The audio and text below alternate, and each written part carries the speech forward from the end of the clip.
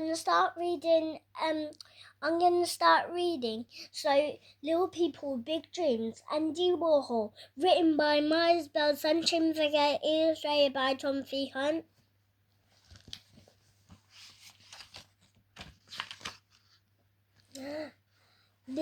Little Andy was the tiniest and palest child of the Warhols, a humble couple from Slovakia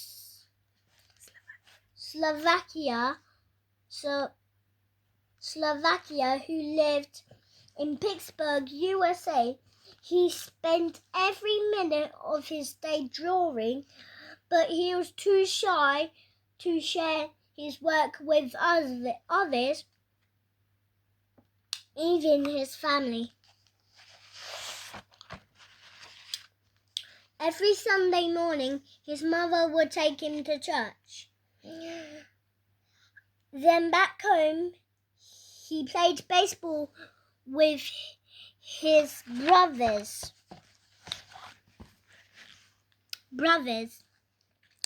And he always carried his sketchbook with him, and not 5 minutes could pass before he was drawing again.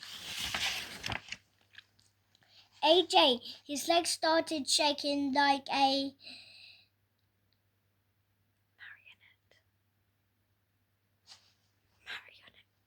marionette, and Andy had to lay in bed for months. Magazine cutting up pictures of Hollywood stars. Trying to smile back at the faces in his collaging, and Andy wished he could be as charming, rich, and famous as they were. He thought his shyness would make it hard, but he was determined to make up for with talent. At the art club he attended, Andy felt like an invisible man. Still when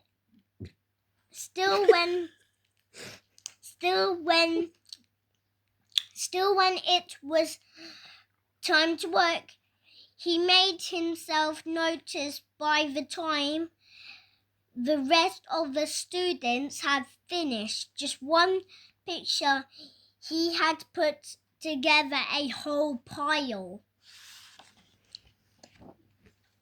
Andy won a prize at college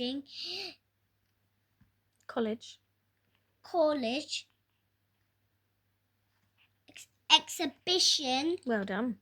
Exhibition for a drawing he made while helping his brother deliver groceries.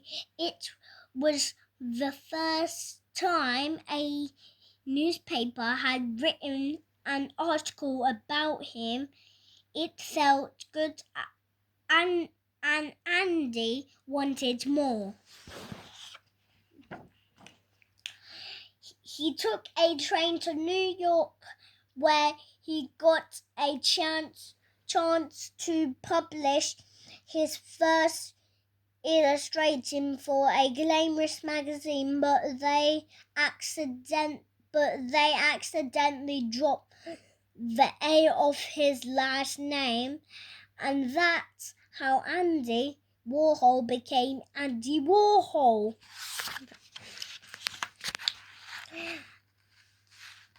Andy became known for drawing charming shoes, colourful, making up a glamorous sunglass for the best magazine in town, but as an artist, he liked to look at ordinary things, especially tomato soup he have for lunch every day. Instead of creating just one painting like most artists did, Andy decided to make 32 pictures of 32 soup cans each. Of them was a different flavour, but they all looked so much alike it was hard to tell them apart. Make sure you breathe on your full stops, please. Apart. Take a breath on your... So stop, have a pause, and then keep reading, okay? So when you get to a full stop, have a little break.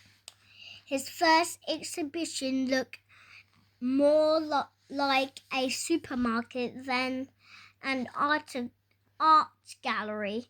Viewers were shocked by all this canvas, placed in a line like products on the shelves. They wondered if something so surprisingly every day it could be called art.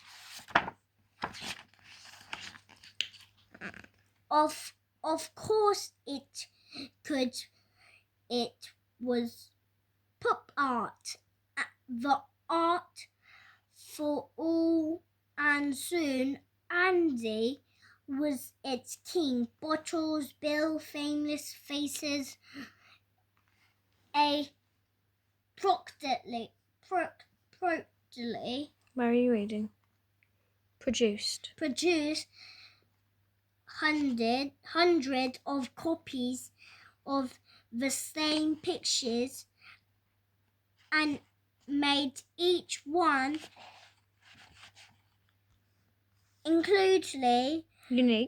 unique with the interesting products, perspective and bright colours. Well done. He opens a space called the factory where the coolest musicians, actors and models love to hang out. But for Andy, the hip crowd were his assistants after all.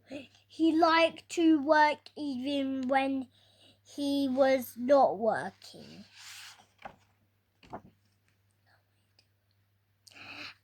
And by letting his art speak for him, Andy, the quiet little genius, made himself heard all around the globe.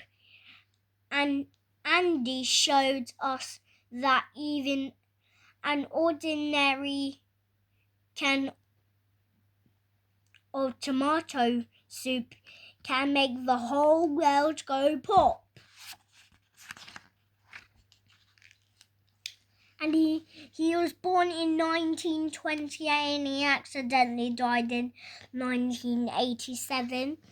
What do you have to say when you get to the end? The end. Well done. Thanks for